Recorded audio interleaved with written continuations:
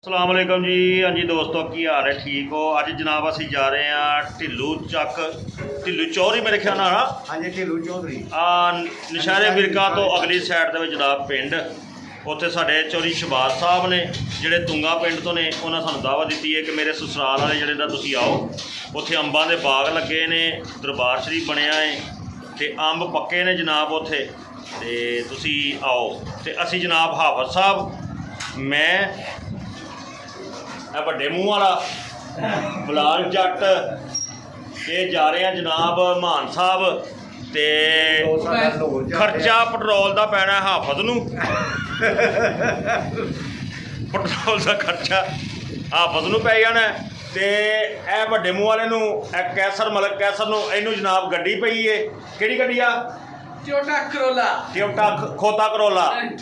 ਤੇ ਜੱਟ ਨੂੰ ਜਨਾਬ ਰਸਤੇ 'ਚ ਪੈਣਗੀਆਂ ਚਪੇੜਾਂ ਚਪੂੜਾਂ, ਚਾਵਾਂ ਇਹਨੂੰ ਪੈਣਗੀਆਂ।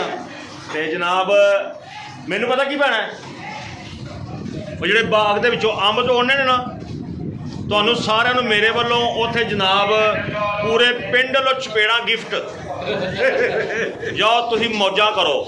ਜੱਟ ਜੀ ਕਿੰਨੀ ਕੁ ਦੇਰ ਹੋ ਗਈ ਚਪੇੜਾਂ ਖਾਧੀਆਂ ਨੂੰ? जी वो भी भुल गया किनिया खादियां ते किन्नी देर तो खादियां पै ही रही ने। ਮਸਾਂ ਕਿ ਹੁਣ ਸਾਡੇ ਪਈਆਂ ਨਹੀਂ ਨਾ, अरे पैनियां ने आपसे आके घरों पैनियां ने। ਓਏ ਵਾਪਸੀ ਨਹੀਂ, ਉੱਥੋਂ ਵੀ ਪੈਣੀਆਂ ਨੇ। उतो भी पैनियां ने, जो अंब तोड़ने ने माली ने फड़ना फिर चपेड़ा ही पैनियां। ਬੇਗਮ ਦੀਆਂ ਚਪੇੜਾਂ 'ਚ ਤੇ ਜ਼ਿਮੀਂਦਾਰਾਂ ਦੀਆਂ ਚਪੇੜਾਂ 'ਚ ਬੜਾ ਫਰਕ ਹੁੰਦਾ ਹੈ। बड़ा फर्क हुंदा भाजी। ਤੈਨੂੰ ਕੀ ਪਤਾ, ਤੂੰ ਤਾਂ ਰੋਜ਼ ਘਰੋਂ ਖਾਣਾ ਹੈ। ਤੇ ਆਪ ਸਾਹਿਬ जी भाई ਤੁਹਾਡਾ ਪਿੰਡ ਵੀ ਉੱਥੋਂ ਕਿੰਨੀ ਕੁ ਦੂਰ ਹੈ? साडा पिंड भाई ना अपना तकरीबन है 20 किलोमीटर। दौड़ ला रहे ਉੱਥੋਂ ਸਹੁਰਿਆਂ ਨੂੰ ਫੋਨ ਕਰਦੇ, ਉਹਨਾਂ ਕਹਾ ਪਕਾਓ ਲੰਗਰ ਸ਼ੰਗਰ।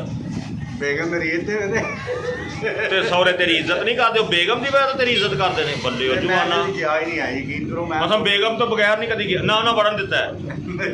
ਉਹ ਬਟਨ ਵੀ ਨਹੀਂ ਦਿੰਦੇ, ਕਹਿੰਦਾ ਯਾਰ ਦਫਾ ਹੋ ਤੂੰ ਕਿੱਧਰ ਆਇਆ। ਬਾਕੀ ਜਨਾਬ ਇੰਸ਼ਾਅੱਲਾ ਜਾ ਕੇ ਤੁਹਾਨੂੰ ਉੱਥੇ ਮਾਹੌਲ ਵਿਖਾਉਂਦੇ ਹਾਂ ਕਿ ਕੀ ਮਾਹੌਲ ਹੈ, ਇਹ ਵਾਕਈ ਅੰਬ ਲੱਗੇ ਨੇ ਕਿ ਨਹੀਂ। ਇਹ ਜਾ ਕੇ ਹੁਣ ਉੱਥੇ ਅਸੀਂ ਵੇਖਦੇ ਹਾਂ ਤੇ ਤੁਹਾਨੂੰ ਵੀ ਵਿਖਾਉਂਦੇ ਹਾਂ। की कहने